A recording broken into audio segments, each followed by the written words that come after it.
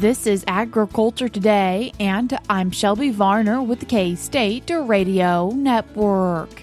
Beginning the show is Kelsey Andersen Onofre, K-State wheat pathologist, Anthony Zukoff, K-State Extension entomologist, and Sarah Ganske, K-State wheat specialist, as they discuss the wheat streak mosaic virus complex and the importance of controlling volunteer wheat.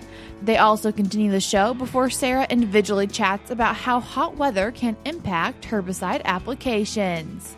K-State horticulture expert Matt McKernan wraps the show, explaining when onions and potato plants are ready to harvest and some best practices for harvesting and storing them once they've been harvested. That and more is coming up ahead.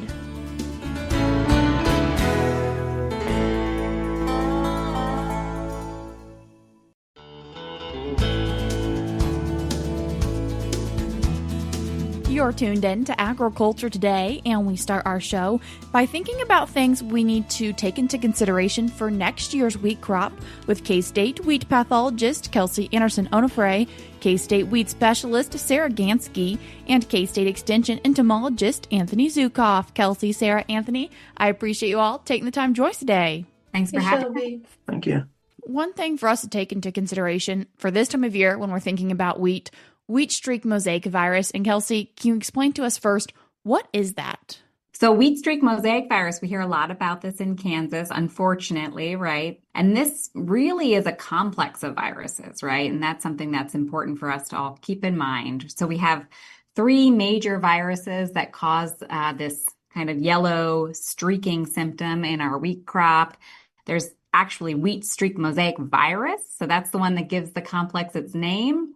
And then there are two others, triticum mosaic virus and high plains wheat mosaic virus. And they're all moved around by the tiny wheat curl mite, right? And in 2025, we had wheat streak mosaic pretty widespread throughout the state, right? Now, if we look back at this season in 2026, we had a pretty bad drought throughout the state, right? Lots of stressed wheat, but we did see pretty substantial pockets of wheat streak mosaic complex, right? And that'll be really important to think about as we move into 2026 planting and the summer period now. Anthony, how is this virus getting moved around? Right, good question. So this virus complex is spread, like Kelsey mentioned, by the wheat curl mite. And so the wheat curl mite is a species of mite found naturally in North America and really worldwide wherever wheat is grown. It's an extremely tiny mite, barely visible with the naked eye. You'll need some serious magnification if you want to get a good eye on it. But they're tiny little cigar-shaped mites that attack wheat. And with enough mite pressure on a wheat plant, they actually cause the edges of the wheat leaves to curl inward. And so that's where it gets its name, wheat curl mite. And so this is a really challenging pest in that it can never really be eliminated from a landscape. The risk from this can be managed in various different ways, which we'll talk about shortly here. But the reason it can't really be eliminated from an area is because it has a lot of different alternate hosts. So it prefers wheat, particularly volunteer wheat. It does really well on wheat, but it has a lot of wild grass species where they can serve as alternate hosts. And so outside of the wheat growing time in Kansas, this mite is kind of subsisting on these alternate grassy hosts in the landscape. And kind of there's always a background population of this mite. And under the right conditions, mite reproduction on these alternate hosts can be amplified during the season before wheat's planted. And as we get into fall, we risk populations of these mites coming from alternate hosts getting into the wheat crop. And so that's kind of why it persists in the landscape, can be very challenging to address. And it takes a community-wide effort to manage the risk from this species. What can we be thinking about then as we look forward for this next season's crop? Yeah, so that's a great question, Shelby. So, maybe I'll go back to this past season just for a moment. So the highest levels of wheat streak that we saw in Kansas were probably in the southwest part of the state and the north central part of the state, right? So those areas would be areas that I would be thinking very hard about volunteer management, right? This coming summer period. And one thing that's going to really affect that is the harvest window that we had here. So in Kansas, unfortunately this year, harvest took a long time. We had a lot of moisture come through right when the crop was mature. And what that means is we had harvest delay. And what comes with that is a shattering and volunteer, right? So this will be a year where those mites could have moved from our spring crop into that summer volunteer and can be building now in the landscape, right? Another thing we have to think about with wheat streak is our variety. So when we looked at our outbreaks this year, it's important to remember that those viruses affect varieties differently, right?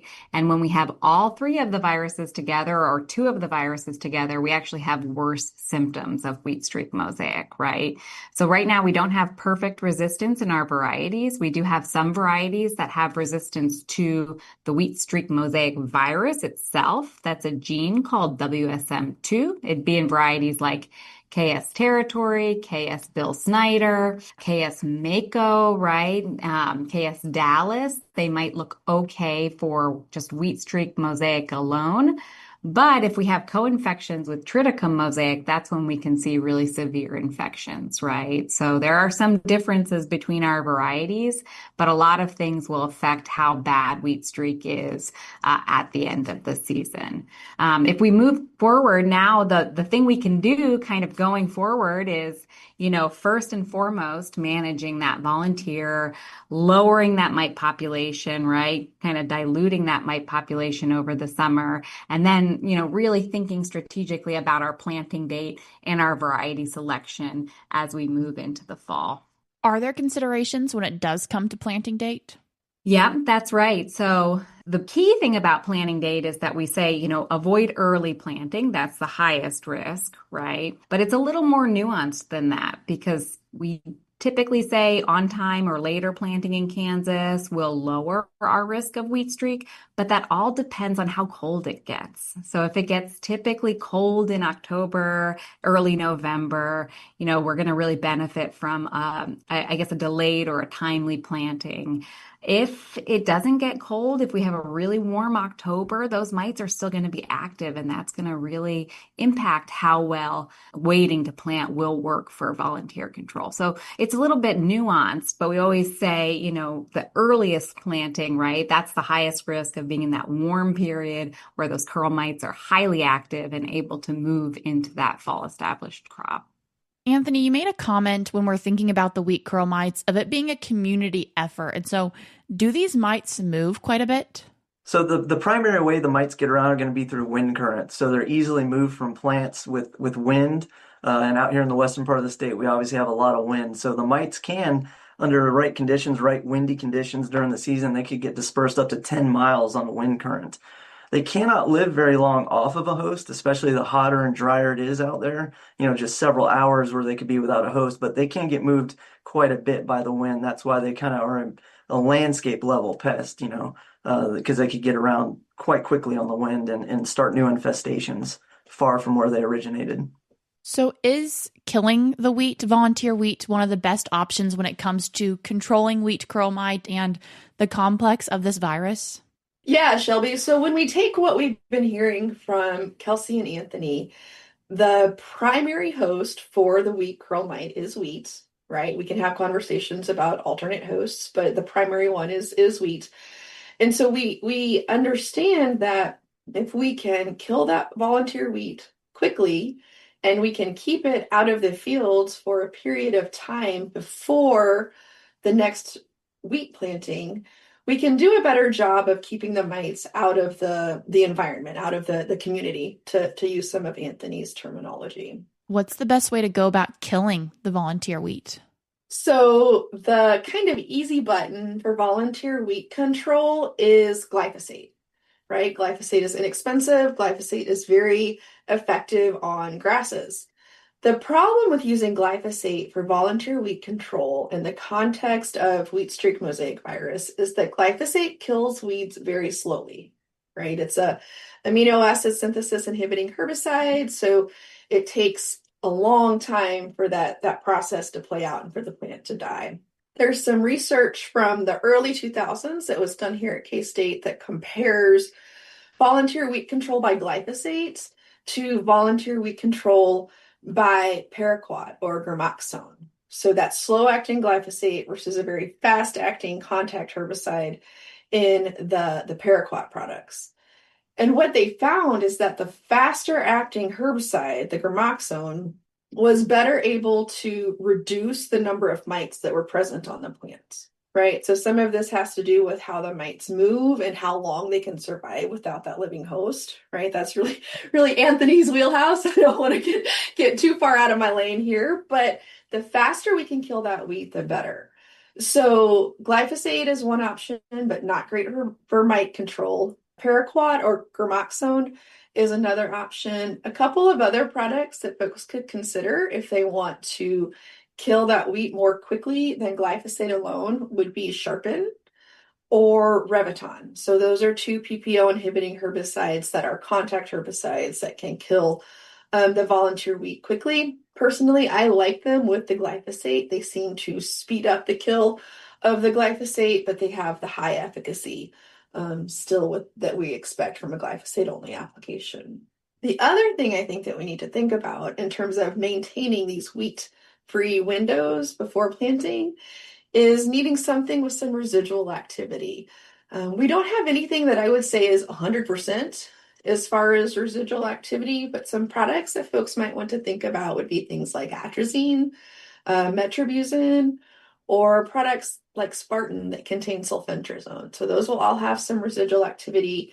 The benefits of using an atrazine or metribuzin product is if you choose to use a paraquat containing herbicide for your rapid burn down, the paraquat will work a little bit better if you include a group 5 herbicide like atrazine or metribuzin in the tank mix. That was K-State's Sarah Ganske, also joined by Kelsey Andersen Onofre and Anthony Zukoff.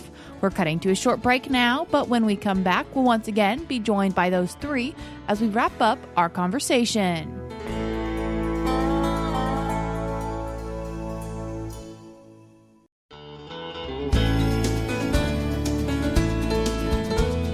You're tuned in to Agriculture Today, and we conclude our conversation with K-State's Kelsey Andersen Onofre, Sarah Ganske, and Anthony Zukoff on the wheat streak mosaic virus complex. Kelsey, Sarah in the last segment mentioned wheat-free windows, and why is it something that growers might want to integrate into their operation? Yeah, great question. So last year we updated our recommendations from K-State for volunteer wheat management for wheat streak, right? So instead of the old recommendation, which used to say, make sure your volunteer wheat is controlled 2 weeks prior to planting, right? Within a radius of where you're planting. We broadened that, and we maybe most importantly, moved that to a regional window, right? Because we talked about the fact that we all have different planting dates, right? So if our neighbors happen to go in early or we go in a little bit late, right? It's less impactful that 2 week period before our planting date, right? So we changed this to a regional window, and what that window really is just a 30-day period prior to the start of the optimal planting date for winter wheat in that part of the state. Just for an example, in Northwest Kansas, our wheat-free period is August 10th through September 10th, right? And that goes right up against where we would have our optimal planting date for Northwest Kansas. And that period, we'd really like all volunteer wheat to be dead and controlled, right? So we have time for that population to die off in a regional scale prior to the start of planting our winter wheat crop, right? So the key here is really a coordinated community effort to control this terrible pest and pathogen for our winter wheat here in Kansas. For that community effort, should growers try to talk with each other? Oh, communication is always great, especially for these types of issues. You know, the kind of flip side of the wheat-free window is, we really don't want to be planting into that window. I know that's pretty tough because a lot of times we're chasing moisture and we need to get it in when we have those rainfall events. But, the earlier we plant, the higher the risk that we're going to get wheat streak mosaic, or we're going to bridge wheat streak mosaic, right, to a neighboring crop. So this is one of those things where sometimes a conversation can go a long way. And we've heard about some really good conversations around this that have happened across Kansas in this last year.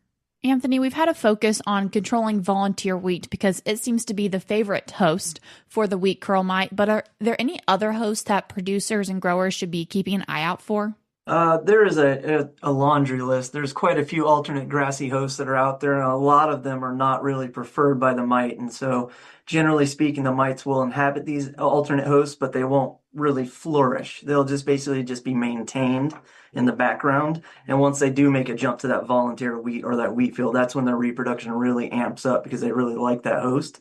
So as far as controlling alternate hosts, I wouldn't have any recommendations. I wouldn't encourage folks to just eliminate other grassy plants, but that might be something that's more in Sarah's wheelhouse. But I guess overall, the risk controlling alternate hosts, I don't think that's a recommendation. So as we're thinking about volunteer wheat and hopefully giving the crop its best chance for next season, for each of you from your perspective, what is the one point that you'd like growers to take home? Well, we're going to sound like a broken record, but it's really control your volunteer wheat, right? So that is so important. Pay attention to it. Resist the urge to graze it. I know that, can often be an important part of our production systems, but it can really set us up for a tough wheat crop. There's other benefits to controlling volunteer, right? Maybe I won't go through all of them, but we did have another viral disease pop up in Kansas this year, barley yellow dwarf virus. And we saw that, maybe the most widespread year of barley yellow dwarf we've had in several years this year. As a reminder, that's an aphid transmitted virus. So it's a slightly different bug that moves that one around in the landscape. But controlling volunteer wheat will also control those aphid populations, right? So again, we kind of set ourselves up for also Hessian fly, right? So we really set ourselves up for success if we can get a handle on that volunteer wheat. I think the spin that I would add to Kelsey's comments is just to remember the importance of a fast-acting contact herbicide when you're controlling your volunteer wheat, coupled with something that's going to provide some residual activity to help maintain that wheat-free window. Yeah, I will just end with this since it is a question that pops up. People want to know what can I spray to kill the mite, or how can I actually just eliminate the mite? And there's no evidence to indicate that insecticidal sprays or seed treatments reduce the incidence of virus out in the field. So that is not, controlling the mite itself isn't the silver bullet. You want to use other tactics like controlling that volunteer, appropriate planting time, and utilizing resistant varieties. Once again, that was K-State Extension entomologist Anthony Zukoff, and he was joined by K-State wheat pathologist Kelsey Andersen Onofre and K-State weed specialist Sarah Ganske. Before we cut to a break, we're now going to have a quick conversation with K-State weed specialist Sarah Ganske as she discusses what needs taken into consideration for herbicides in the summer heat. Sarah, as we're thinking about herbicides in the hot weather, anything we should be taking into consideration for the plants?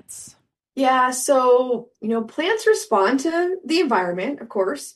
And when plants get hot, most of the plants that we deal with tend to kind of shut down a little bit, right? Mostly that's a water conserving mechanism for the plants. So they do things like drop their leaves a little bit so that they don't absorb as much sunlight. And also just overall kind of metabolic rates of the plant start to slow down when the temperatures get high. Do some of the leaves sometimes become waxier? The cuticle on the plant, so that waxy exterior surface, does tend to get thicker, right? Because that helps keep that moisture in. It serves as a protective barrier. So again, all about trying to conserve moisture and just keep that plant kind of creeping along until conditions are more favorable. And so what can growers be doing to hopefully reach those more favorable conditions? So a lot of times we think about trying to spray earlier in the day. So plants tend to kind of recover overnight. And so spraying in the morning is going to be a better chance for those plants to be functioning well before the day really heats up. Anything we need to be thinking about for getting that herbicide onto the plant successfully and hopefully effectively? Yeah, so the other thing we can do, Shelby, is to think about how we're going to use our adjuvants in hotter temperatures. So we oftentimes will talk about, trying to break through that waxy cuticle that we talked about. And so we can use oils like crop oil concentrate, methylated seed oil, to try to help dissolve that cuticle a little bit and get more of the herbicide in. The kind of flip side of that coin, though, Shelby, is that when we make it easier for the herbicide to get into the weeds, With our adjuvants, we also make it easier for the herbicide to get into our crops, which can result in greater crop injury. So it's a little bit of a fine line for folks to walk there. And what type of injury sometimes do you really see on those crops? So, with a lot of the things that we're spraying, it's going to be some sort of leaf burn, Shelby. So crop oils or even emulsifiable concentrates, things like the dual types of products, outlook types of products, they can cause a lot of leaf burn where you can see where the droplets kind of hit the leaf and leave a yellow spot that then goes ahead and dies sometimes. We can also see, especially with some of our PPO inhibiting herbicides, this bronzing effect that tends to be worse when the temperatures are high as well. Are there any considerations growers also need to take into account when we're thinking about their sprayer and how they have it set to get that herbicide onto the crops and weeds? Yeah, more importantly, the weeds, right, Shelby? Yep. So when we think about sprayer setup for hot temperatures, one thing to consider is actually to increase the droplet size just a little bit.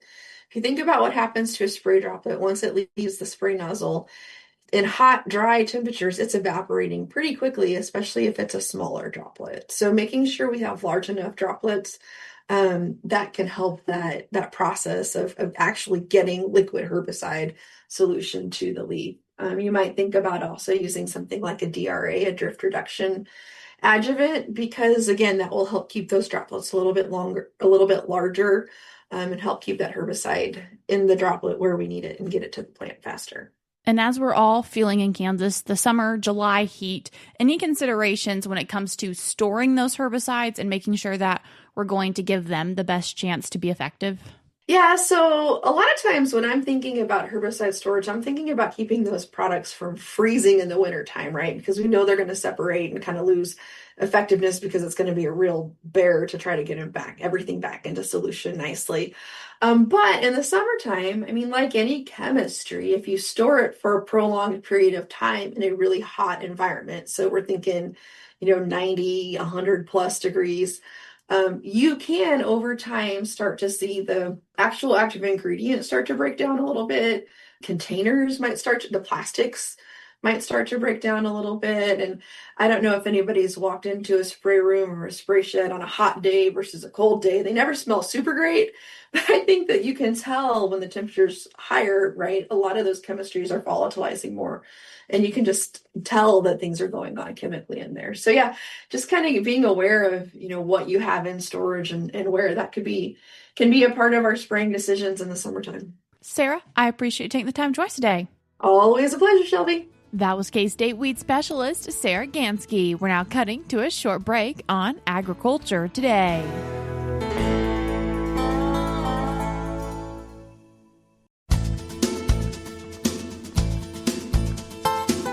Welcome back to Agriculture Today. Along with Shelby Varner, I'm Jeff Wickman.